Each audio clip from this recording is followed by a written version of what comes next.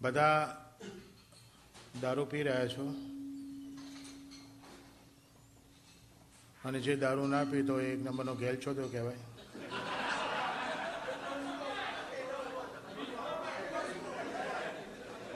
મેં તો ઇંગ્લિશમાં એક જગ્યાએ વાક્ય વાંચેલું ઇંગ્લિશમાં કે never trust a person who don't drink.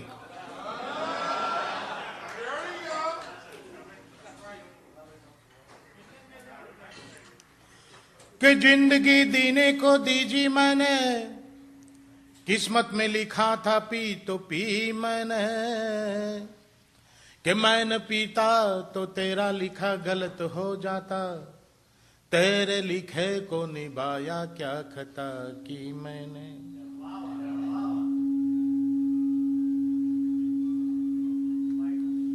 આમાં આ સ્પીકર છે ને, આ સ્પીકર પેલું અને આગળ લાવી દે, માઇકની પાછળ છે ને,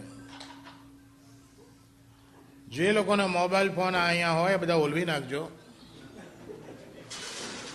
મોબાઈલ ફોન આવ્યા પછી સૌથી વધારે પથ્થર ચોદાઈ છે પુરુષોની. શરૂઆતમાં આ વસ્તુ આવી ને ત્યારે બહુ સારી હતી, બહુ ફાયદો કરતો હતો, પણ હવે ત્રાસજનક વસ્તુ થઈ ગઈ છે.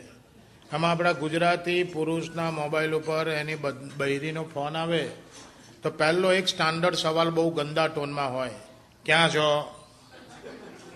બધા હાથ પૂછે ક્યાં છો? નામાં એને તમે ચોદું ના બની શકો.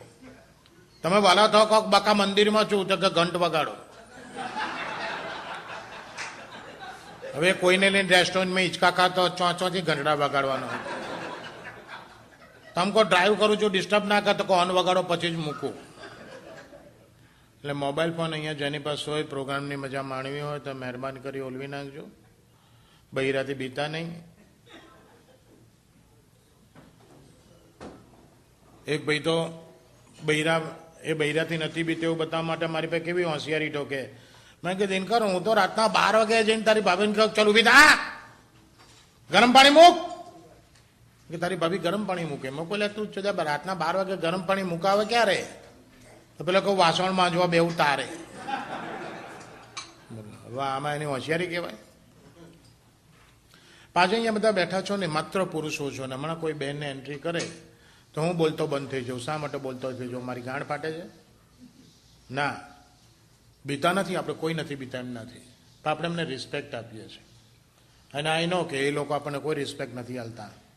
આપણા કરતાં એવરેજ વધારે બેફામ બૈરાઓ બોલે સાહેબ.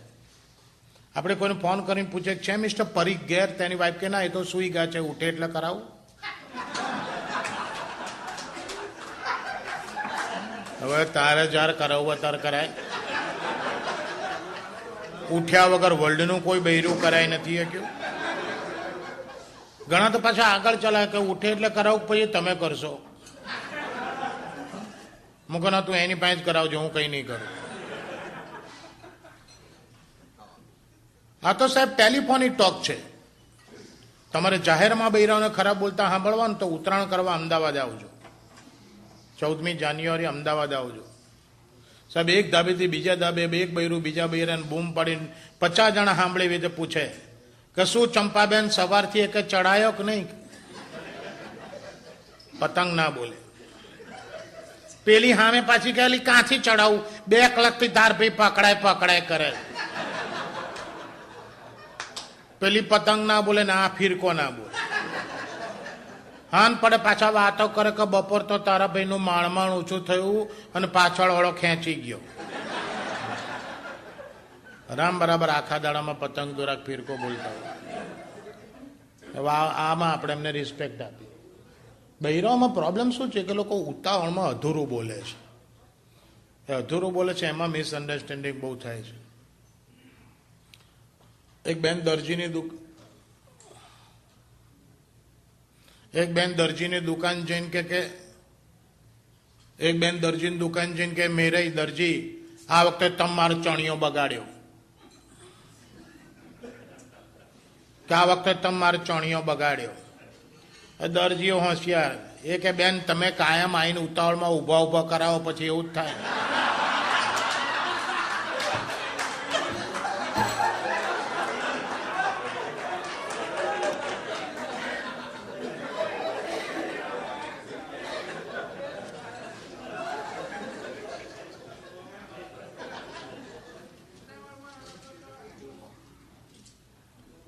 એકવાર એક અમેરિકન, એક રશિયન, એક ઇન્ડિયન, 3 જણા એક સબ્જેક્ટ ઉપર ડિબેટ કરતા હતા. એમનો સબ્જેક્ટ હતો સેક્સ એજ્યુકેશન. તો પેલો રશિયન કે અમારા રશિયામાં છોકરો 10મા ધોરણમાં હોય ને ત્યારથી અમે સેક્સ એજ્યુકેશન આપીએ છીએ. પેલો અમેરિકન કે અમારા અમેરિકામાં તો છોકરો 8મા ધોરણમાં હોય ને 8th સ્ટાન્ડર્ડમાં ત્યારથી એને સેક્સ એજ્યુકેશન આપીએ છીએ. અને બંને જણા કે ઇન્ડિયામાં સેક્સ એજ્યુકેશન છે જ નહીં, સેક્સ એજ્યુકેશનના નામે ઇન્ડિયા ઇઝ 0. એટલે સેક્સના પ્રોબ્લેમ બધા ઇન્ડિયામાં બહુ થાય છે.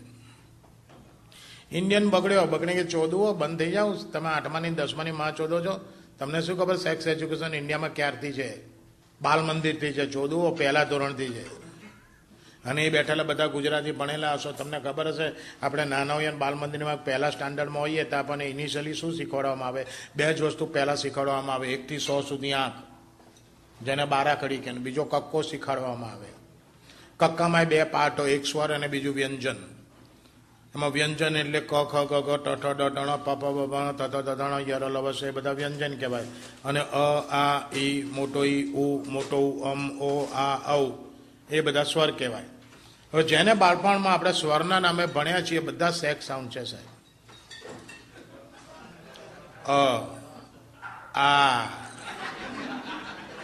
પછી ઓછું દુખે તો ઈ, વધારે દુખે તો ઈ, પછી પછી ઓ આ ઔ આ.